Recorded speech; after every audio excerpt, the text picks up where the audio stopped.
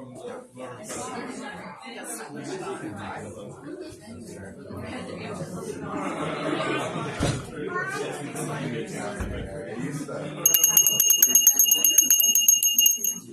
that works so nicely.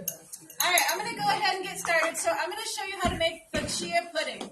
So one reason behind why I make it this way is because I love chia seeds. I love the nutritional benefits. I love the way, you can mix things together and then it just kind of congeals. The thing I don't like is hours later, I find chia seeds in my tea. And nobody tells me, not even my friends. They don't even tell me that I have chia seeds in my teeth. And I don't find out until after I get home. So, hence blending the chia seeds. Did you guys get recipes? No, you didn't even get recipes yet. So you can just pretend that you know what I'm talking about. Thank you. So you don't have to just use chia seeds for this. I have in the past, I've used flax, but I use flax seed, but I grind it first. And that way you can still get, your omega-3s, you can get that extra fiber. Because if you try to put flax seeds in here, the way you do chia seeds, it's not going to blend for you. And you'll just have chunks of flax, but that's on the recipe. So, super, super easy. First thing you're going to start with is soy milk.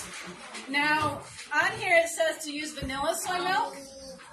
If you like a sweeter pudding, you want to use vanilla soy milk because it has way more sweetener in it. I'm using just regular, just because I don't feel like I need it that sweet. I actually like it a little less sweet. So I'm going to go ahead and put 4 cups worth in here. Oh, I know there's a measurement somewhere on here. There we go.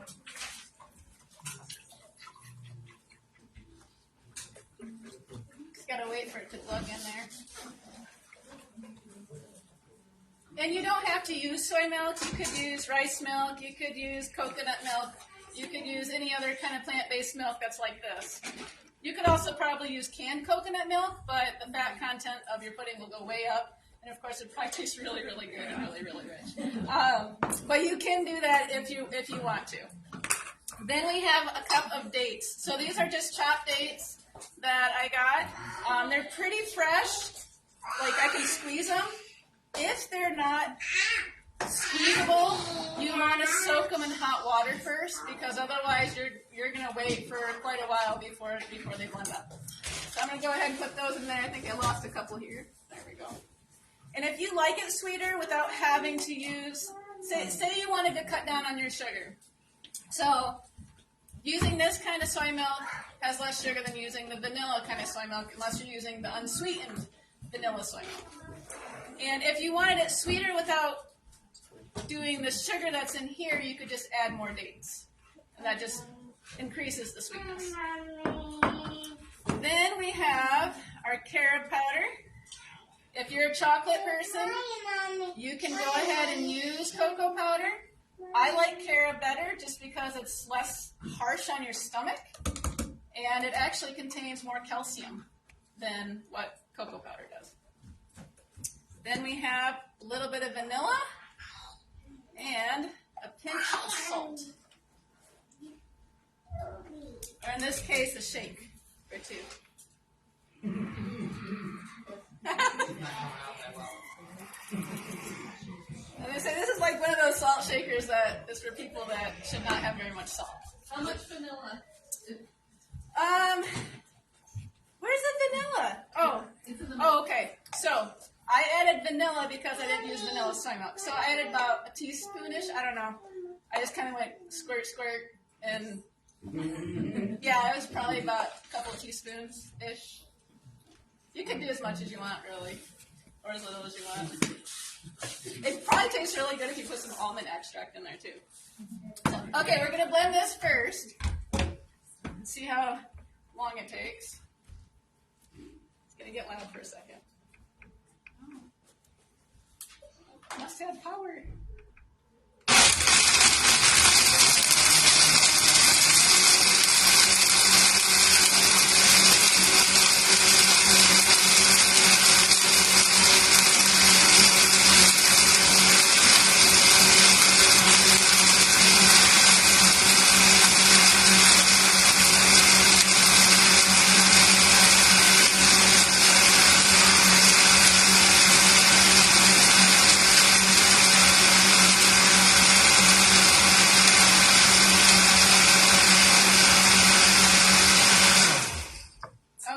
not going to bore you.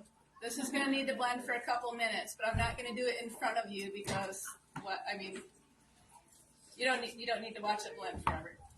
But if you're at home, start blending it. Start washing your dishes, wipe off your counters, sweep your floor. By the time you're done with that, it'll be nice and blended. If you have a Vitamix, this goes way faster, and it'll blend way smoother and way faster than doing a traditional blender. So once it's blended, we'll just pretend that this is smooth and that, it's not gritty or anything. Then you add your chia seeds or your flax meal. So here it says 6 tablespoons of chia seeds or 6 tablespoons of flax seeds, which 6 tablespoons of flax seeds, once you grind them, adds up to about a half a cup of ground flax. So you would want to put the ground flax in here, because if you just put the flax seed in there, it's not going to blend it. Yeah. Chia seeds are softer. And it does have a little bit of a different texture using flaxseed, but it still tastes good. So. All right, we're just going to blend this. Come on.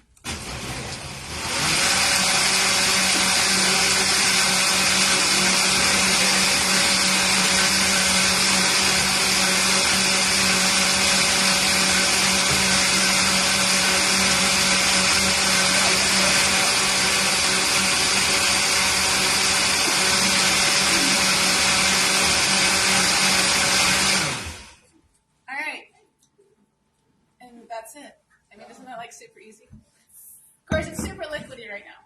But then you just pour it into your container of choice, throw it in your refrigerator, and by morning you have pudding, and it sets up really, really nicely. So it was this liquidy when I put it in that container over there, and it thickens right up.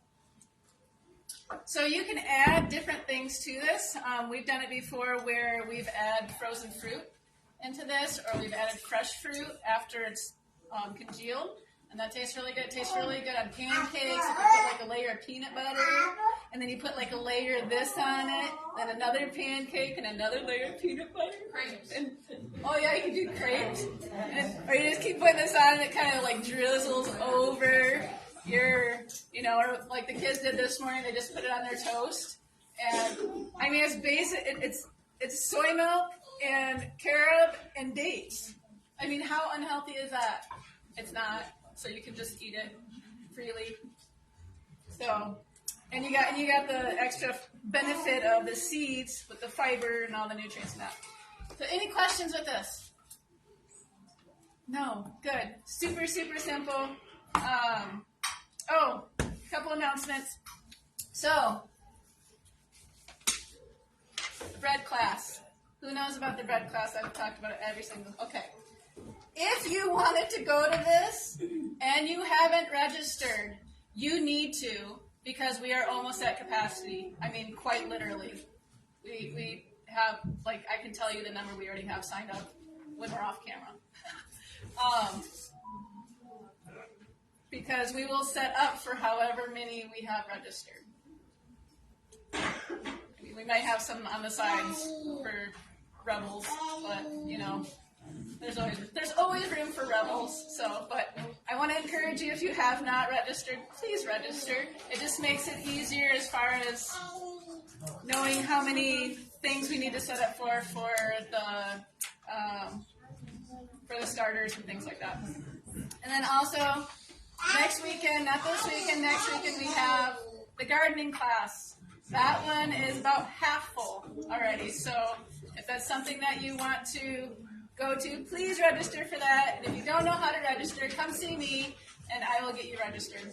So, all right, I think we're done with this. I don't know what we're going to do next week, but it'll be something. So I know what I'm eating for breakfast. All right, let me turn this off.